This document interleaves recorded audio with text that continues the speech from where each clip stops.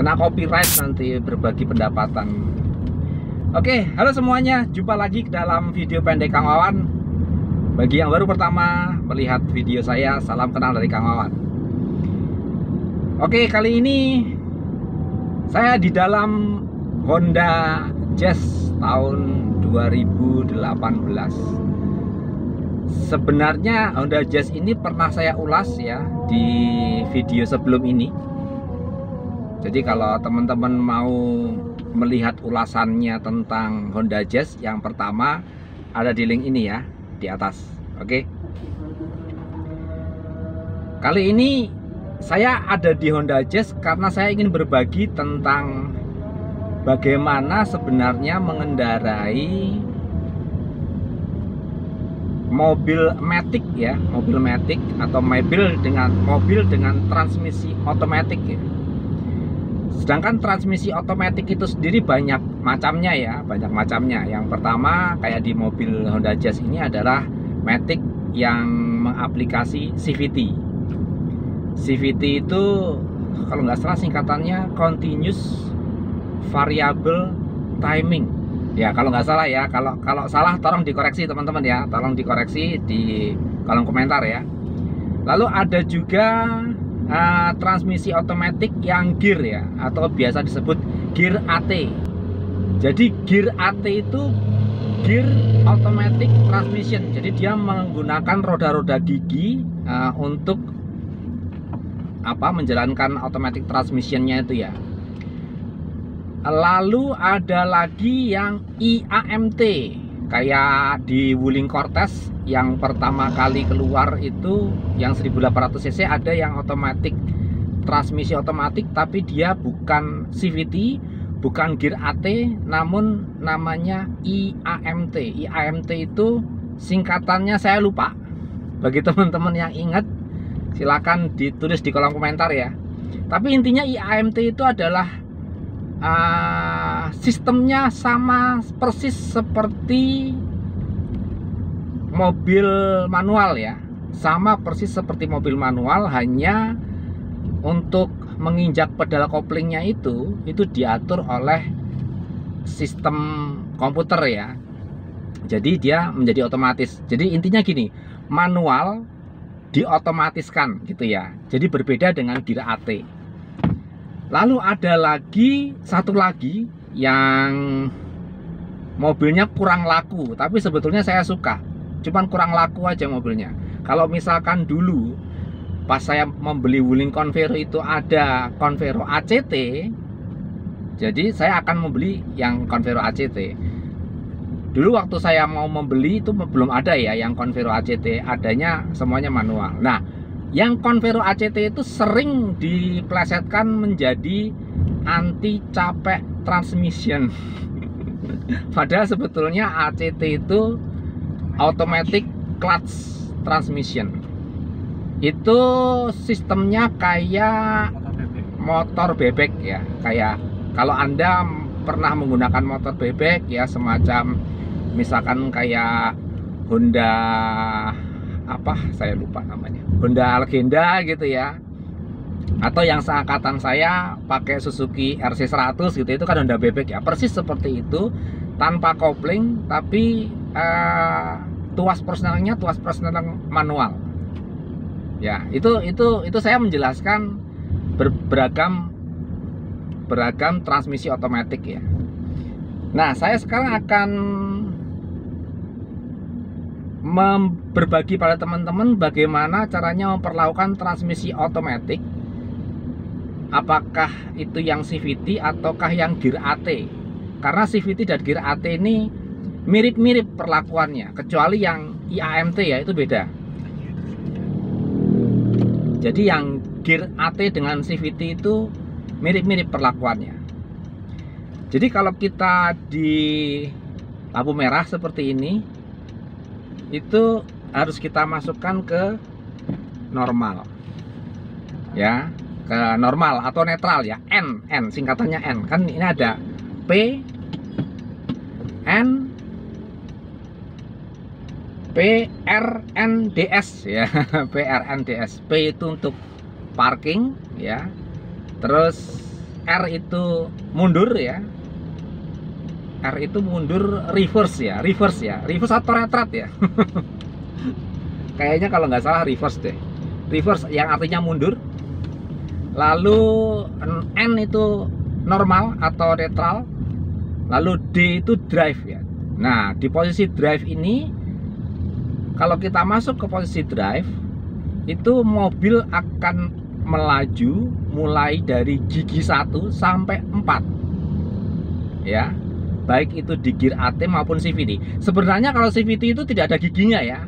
Jadi misalkan di sini ada semacam ada gigi 1, 2, 3, 4 itu permainan daripada puli aja. Jadi dia akan nahan di puli yang seberapa besar gitu ya. Itu dia akan nahan di situ. Jadi sebenarnya kalau kita pakai transmisi CVT itu banyak dibohongin sih. Jadi itu nggak ada giginya sebenarnya. Ya mirip seperti kalian naik Honda Vario ya. Tinggal starter, gas sekenceng-kencengnya. Hanya saja kalau di mobil itu dibagi menjadi gigi 1, 2, 3, 4. Jadi dia pulinya akan nahan di lebar berapa dia akan tertahan. Misalkan gigi 1, gigi 2 dia akan tertahan. Ya, itu yang D ya. Terus ada yang namanya, di beberapa mobil ada yang namanya overdrive. Kalau overdrive-nya itu di off kan berarti Anda hanya bisa masuk 1 sampai 3. 1, 2, 3, 1, 2, 3 itu ya. Di beberapa mobil juga tidak ada gigi satunya, hanya ada 2 aja. Ya, di beberapa mobil ada juga L, itu berarti 1, L, 2, overdrive off, dan D ya. Seperti itu ya. Namun intinya kalau Anda menggunakan mobil matic itu sebelum Anda memasukkan tuas persneleng ke D, dari P ke D, kita mau berjalan ya, mau start gitu ya, itu pastikan Anda menginjak pedal rem ya, pedal rem Anda injak, baru Anda masukkan ke tuas, ke D atau ke P atau ke R gitu ya. Nah, kalau kita misalkan atret dari D ke R gitu ya, itu pastikan mobil itu berhenti dengan sempurna, rem masih tetap kita injak, lalu kita oper ke R ya, seperti itu. Nah, yang sering kali teman-teman yang pernah saya temui yang masih dalam taraf belajar ya menggunakan mobil otomatis itu, yang haram dilakukan adalah menginjak rem pakai kaki kiri. Jadi kaki kiri ini benar-benar istirahat ya. Yang ada itu kaki kanan, entah itu injak gas atau menginjak rem. Di beberapa mobil seperti di Wuling Almas, ketika kita menginjak rem pakai kaki kiri, sedangkan kaki kanan kita masih menginjak pedal gas misalkan, itu seluruh kelistrikan akan error, dan itu harus direset ulang di bengkel resmi. Seperti itu ya. Jadi hindari menginjak rem menggunakan kaki kiri. Nah, di beberapa mobil seperti halnya di mobil Honda Jazz ini ya yang saya pakai, itu ada sistem triptonic. Jadi kita memindah gigi dari 1 sampai ke 4 gitu ya, itu menggunakan tombol yang ada di balik setir. Jadi kalau tombol yang sebelah kiri kita klik, dia akan mengurangi gigi, yang tombol sebelah kanan kalau kita klik dia akan menambah. Itu difungsikan untuk mode sport ya. Kalau tuas persneleng kita masukkan ke mode S, mode sport, ya kita akan bisa memindah-mindah giginya. Seperti itu. Yang haram dilakukan pada mobil otomatis adalah ketika kita sedang berjalan maju, mobil sedang maju ya, itu memindahkan tuas persneleng Anda ke posisi N. Itu tidak boleh ya, itu akan merusak sistem otomatis transmisinya.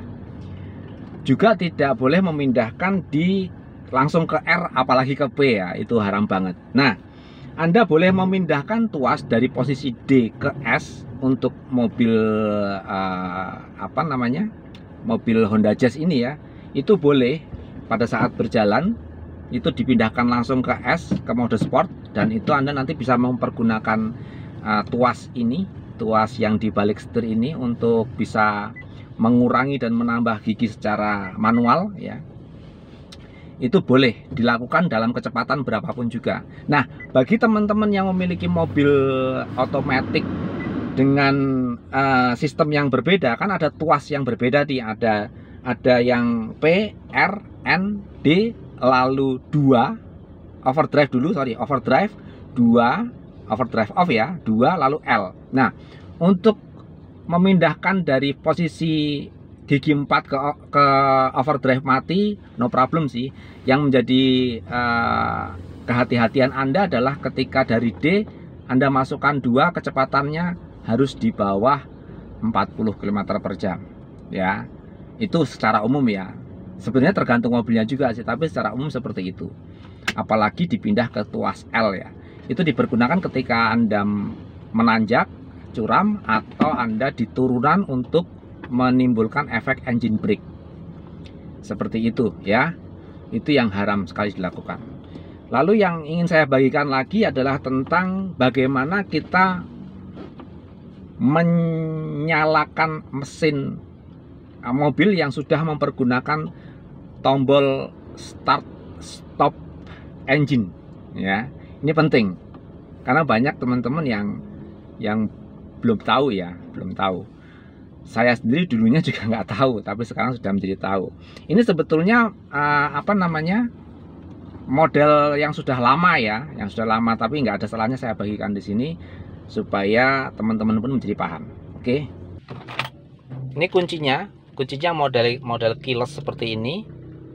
Kalau kita tidak menginjak pedal rem ya, kita pencet sekali, itu tombol ACC. Tombol ACC semua indikator menyala, termasuk kalau AC-nya itu Anda belum dimatikan saat tadi mematikan mesin mobil, belum dimatikan, dia akan on. Ya, dia akan on. Jadi ini kalau ACC begini, seluruh kelistrikan on, tapi mesin belum running ya.